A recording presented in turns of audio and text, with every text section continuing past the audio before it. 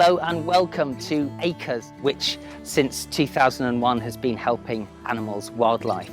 Today I'm going to be talking to Anbarasi Boopal, who's Deputy Chief Executive of ACRES, about the connection between the COVID-19 pandemic and the illegal wildlife trade. This video is for the Singapore Eco Film Festival.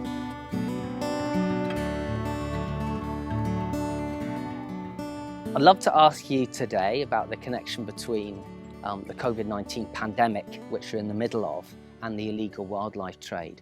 So here at ACRES, how many animals are in your care that have been victims of the illegal wildlife trade? We have rescued more than 350 wild animals from the illegal wildlife trade by ACRES, but currently we have about 130 animals who were smuggled into Singapore to meet the demand for the exotic pet trade. So how many cases do you attend to every week? The illegal wildlife trade issue is still a current problem in Singapore and the surrounding countries, and we handle roughly about 7 to 15, anywhere between 7 to 15 cases a month related to possession or sale of prohibited wild animals in Singapore. What are the most trafficked animals that you care for here at ACRES? In the past, we have come across larger animals, mammals like monkeys, like the vervet monkey who was smuggled from Africa to Singapore to be kept as a pet.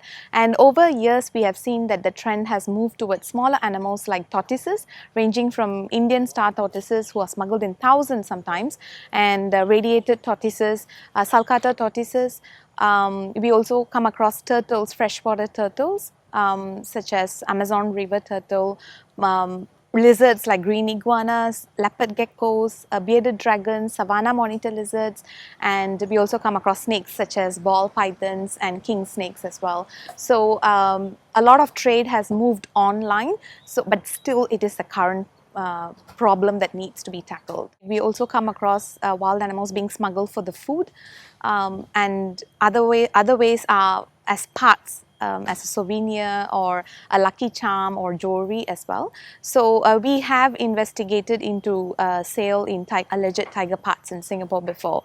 Now a lot of trade has gone online, even though we managed to wipe out from the shops physically. And for the food itself, even though it is legal, it's allowed, Singapore still imports wild caught turtles for soup. We still have crocodile meat or crocodile oil that's being sold for either cosmetic purposes or for food or medicinal purposes.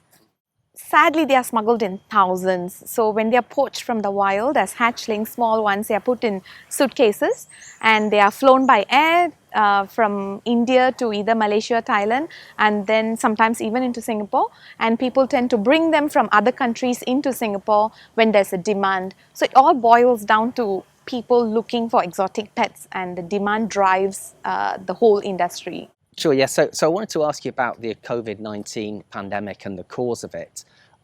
Some scientists think that the disease passed from a pangolin or even a bat, or a combination of the two, through to people. Is that your view of how it the disease was created, was born? And under what conditions do you think it's most easy for a disease like COVID-19 to pass from an animal to a person?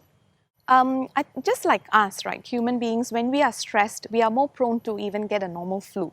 So when animals are put through the stress of being removed from the wild, they are being poached, and they are never been used to staying in a market that's crowded, that's noisy, or in contact with other animals. There are also solitary animals, there are also different species that are put together in places where they are being poached and kept, collected and kept, and being displayed in the market as well, where they are sold. So all these stress factors actually compromises with their immune system. That is when the pathogens whom they may carry normally and is not expressed will start expressing. So what's your sense of how big a problem the illegal wildlife trade is here in Singapore, and what is Singapore's role in the global illegal wildlife trade? So Singapore has been identified as one of the top 10 trafficking hubs in the wildlife trade, which is really sad because there's also local demand, domestic demand, whether or not it's legal or illegal, but Singapore also has become a transit hub. So it's good that there's been recent confiscations in the past year, but again, we're talking about tons of pangolin scales. Sometimes I wonder, is it too late? We are confiscating dead animal parts, so the animals are already lost. So this is a ticking time bomb problem that it needs to be addressed faster than what we are doing now. So ACRES has done some investigative work of a wet market here in Chinatown. Can you tell us what you found there? So often many people think that wildlife trade and bushmeat trade and all that just involves mammals like bears, tigers, or we're talking about rhino parts for medicines. But there's also seafood, there's also turtles and frogs. Frogs may be farmed, but turtles, for example, we looked at the conditions in which wild-caught soft-shell turtles and farmed turtles were put together and displayed. So when we're talking about a wet market here in Chinatown, we're talking about stalls that sell vegetables and fruits in close proximity to a place where they slaughter animals, live wild-caught animals for food as well. We're talking about people transacting cash. So I don't even have to buy meat in order to get something from animals. I just have to get the money from someone, cash transaction, because we identified that same gloves were used to handle meat and animals, and the same gloves were used to transact cash.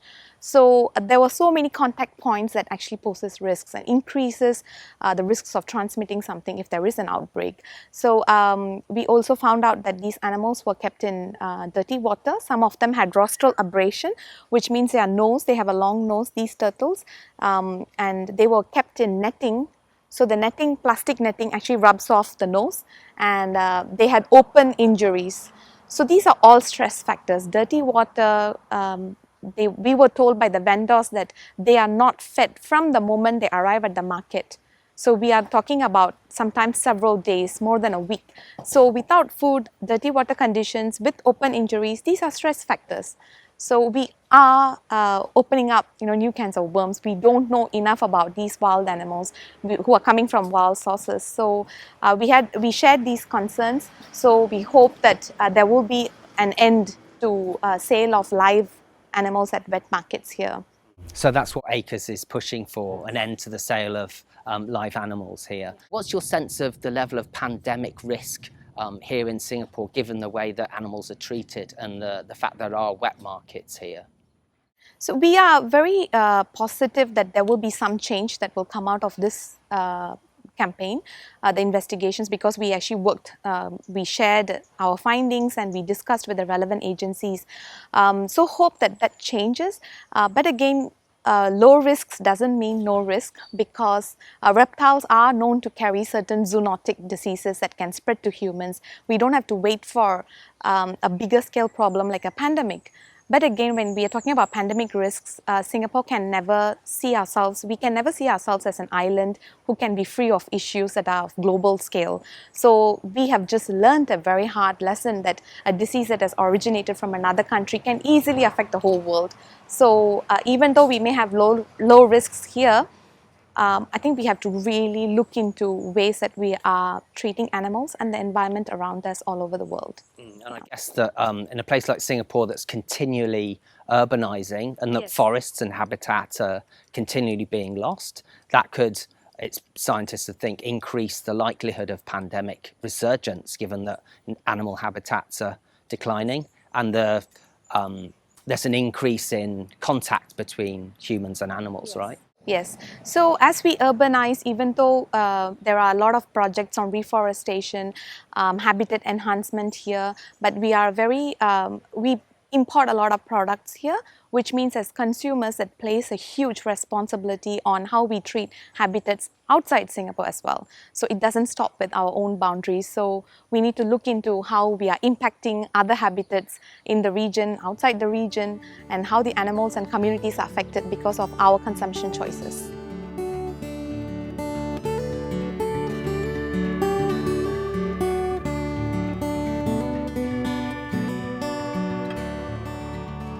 Again, I want to ask you about, you mentioned the relationship between Singapore residents and its nature.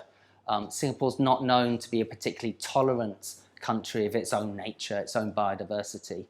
Do you get a sense that that's changing? Do you get a sense that the pandemic has changed that relationship?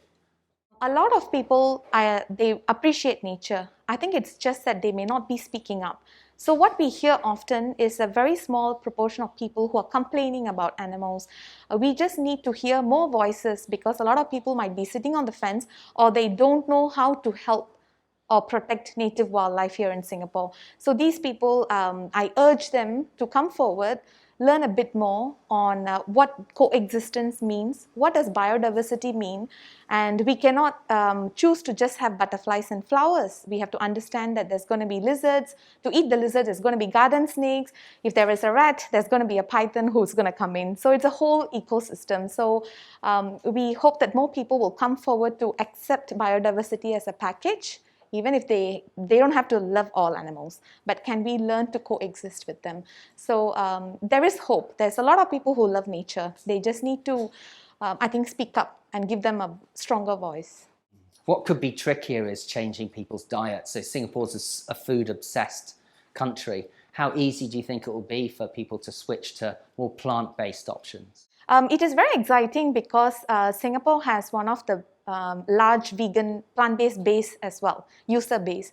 Like we have this app called A Billion Veg, and I believe that there's a lot of users in Singapore who actually review. So someone might not be 100% vegan or plant-based, but it shows that they are actually taking the right steps in the right direction. So that means that there is a demand for plant-based products here. And Singapore is a beautiful place when it comes to food, right? So we have so much diversity, variety, and food from all types of, all countries available here. So it shows a huge potential to make the change. And if we can't do it here, I think it's going to be difficult trying to change in other places as well. But there's been a lot of development here. We have plant-based meat being invested in Singapore. All these are positive news. People are seeing potential in investing in plant-based alternatives. So Ambu, what do you think the COVID-19 pandemic is telling us about our relationship with animals and nature? I think a lot of things. We need to, however, listen, to pause and listen. One of the things is that we really need to change the way that we are treating animals and the environment and the people in the communities as well. So, for example, in Singapore, I think we have a lot of greenery, so that attracts a lot of wild animals. But again, we are still poisoning and killing pigeons because of complaints. There are crows that are being culled. Wild pigs and macaques are being seen as conflict animals. So we really need to look around and start learning to coexist with animals. Because Singapore also has a unique potential to be a good example.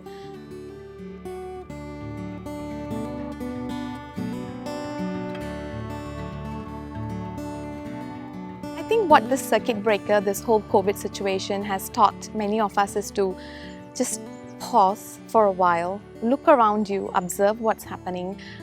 We realized that during circuit breaker, a lot of people were calling us. Some people, there was an increase in the number of calls to remove bats. That was a bit worrying, but that's mainly because of the fear that people had. But again, we realized that a lot of people were concerned about wild animals. They are going more to the parks, they are going more, they are posting more about nature photos that they're observing, which is great. It shows that a lot of people care about things, but I think what we don't know is how do I take the next step forward to help animals, habitats, and communities of people.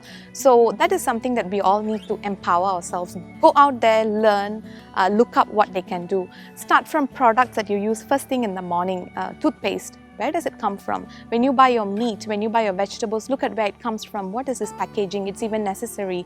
Can you look at the medicines that you eat? Does it have animal products, or does it involve degradation of forests, or damaging habitats, or even affecting people? So there's a lot of certification that people can look up to, and look for the labels on your products, whether it's a chocolate, coffee, whether it's milk that you buy. Everything, they all come with some sort of responsibility that's placed on us as consumers. So whether it's food products or entertainment that you choose, I think we have a bigger role to play. It's not just about the roles played by NGOs or governments. I think as consumers we have a bigger role to play. Brilliant. Cool.